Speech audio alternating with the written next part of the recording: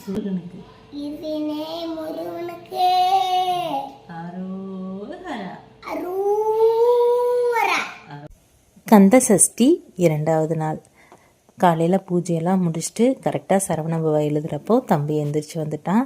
எந்திரிச்சு வந்து என் கூட இப்படி தான் பேசிகிட்டு இருந்தான். அவன் கூட பேசிகிட்டு சரவணபவா எழுதி முடிச்சுட்டு சாமியெல்லாம் கும்பிட்டு முடிச்சிட்டேங்க.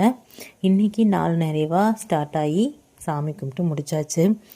நீங்கள் யார் யார் கந்த சஷ்டி விரதம் இருக்கீங்கன்னு எனக்கு கமெண்ட் சொல்லுங்கள். நானும் எத்தனை பேர் இருக்காங்க அப்படிங்கிறத தெரிஞ்சுக்கிறேன்.